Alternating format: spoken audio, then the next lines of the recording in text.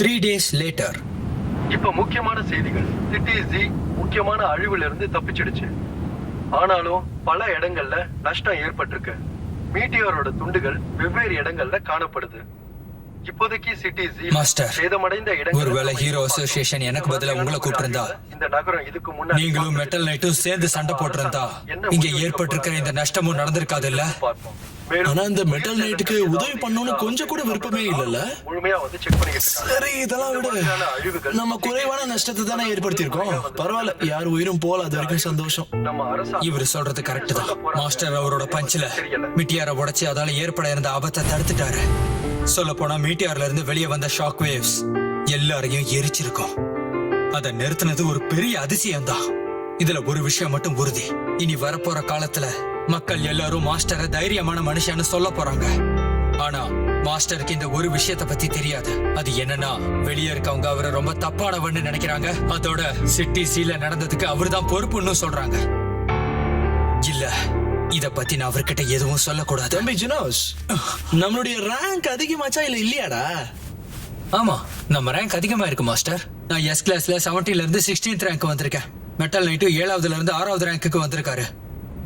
அப்புறம் மாஸ்டர், நீங்க சி கிளாஸ்ல 342வது ரேங்க்ல இருந்து நேரா 5வது ரேங்க்குக்கு வந்துட்டீங்க. 5வது ரேங்கா? 342ல இருந்து நேரம் 5? எப்படிடா? நல்லா பாரு, அது 500 இருக்க போகுது. இல்ல, நீங்க பண்ணது ஏ கிளாஸ்க்கு சமமான ஒண்ணு இல்ல, எஸ் கிளாஸ்க்கு சமமானதுன்னே சொல்லலாம். உண்மையை சொல்லணும்னா அட்டாக் லெவல் டிராகன்ல இருந்துச்சு. ஓகே, ஒருவேளை எந்த நஷ்டமும் ஆகாம இருந்திருந்தா நீங்க கண்டிப்பா எஸ் கிளாஸ்ல 5வது ரேங்க்ல இருந்திருப்பீங்க. தனியா அந்த மிட்டியாரை உடைக்கிறது ஏ கிளாஸ்ல இருக்கிறவங்க லெவலோட ஒர்க் மாஸ்டர்.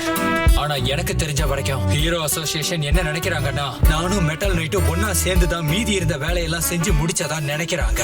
சரிடா, அவங்க அட்டாக் லெவல் எப்பவுமே டீமன் இல்லனா டைகர்னு பேர் வச்சு சொல்றாங்கல்ல, அதுக்கெல்லாம் ஏதாச்சும் அர்த்தம் இருக்கா? ஆமா இருக்கு. டைகர் இந்த லெவல்ல நிறைய பேரோட உயிருக்கு ஆபத்து இருக்கும். டீமன் இந்த லெவல்ல மொத்த ஊரோட வேலையும் நிறுத்தப்பட்டிருக்கும், இல்லனா முழு ஊரும் அழிய போகுதுன்னு அர்த்தம். டிராகன் இந்த லெவல்ல ஒரு ஊருக்கும் அதிகமான ஊர்கள் அழிய போகுதுன்னு அர்த்தம். காட் இந்த லெவல்ல மனித குலமே அழிய போகுதுன்னு அர்த்தம். எனக்கு இத பத்தி எதுவும் தெரியாதுப்பா. இதெல்லாம் எதுக்காக சொல்றாங்கன்னா, இந்த அட்டாக் லெவல்ஸ பார்த்தே ஹீரோ அதை காப்பாத்த போகணுமா இல்லையாங்கிறத முடிவெடுப்பாங்க. ஆனா நீங்க இத பத்தி கவலைப்பட மாட்டீங்கன்னு எனக்கு தெரியும் மாஸ்டர். ஆமா, வேற என்ன?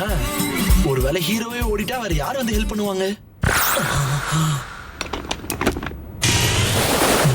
திடீர்னு என்ன பண்ற? நான் உங்களோட வார்த்தைகளை ஞாபகம் வச்சுக்கிறதுக்காக எழுதிக்கிட்டு இருக்கேன் மாஸ்டர். நான் பெருசா எதுவும் பண்ணவே இல்லையே, அப்புறம் எப்படி என்னோட ரேங்க் அதிகமாச்சு? இப்படியோ ஆச்சு. சரி, நான் கொஞ்ச நேரத்துக்கு வெளியே போயிட்டு வரேன்.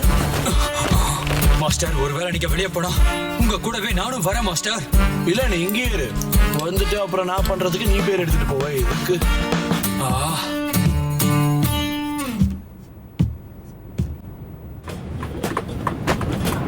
இந்த இடம் முழுசா அழிஞ்சு போயிடுச்சு. ஓ, என்னுடைய சூப்பர் மார்க்கெட்டும் அழிஞ்சு போயிடுச்சா? அந்த வேஸ்ட் பில்டிங்லயே என்ன வாடகை கட்டலன்னு துரத்தி விட்டுட்டாங்க. ஆனா அது மட்டும் நல்லா இருக்கே. ஏய், ஏமாத்துக்காரா, நீ இங்க என்ன பண்ணிக்கிட்டு இருக்க? ஹே புலிசோக்கா, யார் நீ? உனக்கு நான் யாருன்னு நல்லாவே தெரியும். நான் தான் டேங்க் டாப் டைகர். அண்ணா, நம்ம யார பத்தி பேசிக்கிட்டு இருந்தோமோ அவன் இங்க இருக்கா. சத்தியமா தெரியலடா. யாரா நீ?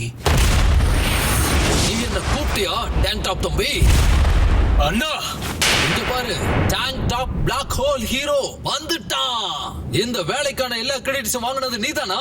எஸ் கிளாஸ் ஹீரோ பண்ண வேண்டிய வேலையை நீ பண்ணி உன்னோட ரேங்க் ஏத்திக்கிட்டியா? இவங்க ரெண்டு பேரும் என்னடா பண்றானுங்க? எந்த ஒரு ஏமாத்து வேலையை செய்யாம யாருக்கு இவ்வளவு சீக்கிரம் 5வது ரேங்க் கிடைக்காது. நான் உழைச்சா எனக்கு வந்துச்சு, உனக்கு என்னடா? ஏய், உனக்கு புரியலையா? உன்னை நாங்க 2 பேரும் எந்த அளவுக்கு அடிக்க இங்க பாரு போறோம் தம்பி, தெரியும். நிறுத்து. இவன மாதிரி ஆளுங்களுக்கெல்லாம் இந்த மாதிரி பேசுறது புரியவே புரியாது. இவனுக்கு புரிய வைக்கணும், நம்ம கையால தான் பேசி ஆகணும். நாம அடிச்சு சொன்னாதான் இவனுக்கெல்லாம் புரியும். நீதானா அது? உன்னாலதான் இந்த ஊருக்கு இந்த நிலைமை வந்திருக்கா? இப்ப புரியுது. இந்த ஊர்ல நிறைய பேர் இவன் மேல கோவமா இருக்காங்க. என்னால நம்பவே முடியல. உனக்கு கொஞ்சம் கூட வெக்கமாவே இல்லையா? இவன் என்ன பண்றாங்கறது புரியுது. இவன் அவங்களோட கோவத்தை யூஸ் பண்ணிக்கிறான். இவ்ளோ அழிவுகளை பார்த்ததுக்கு அப்புறமும் உனக்கு கொஞ்சம் கூட வருத்தமே இல்லையா? அவனோட தைரியத்தை உடைக்கிறான். இவங்களை எல்லாம் காப்பாத்திட்டோம் நினைச்சு நீ ரொம்ப பெருமைப்பட்டு சந்தோஷப்படுறியா?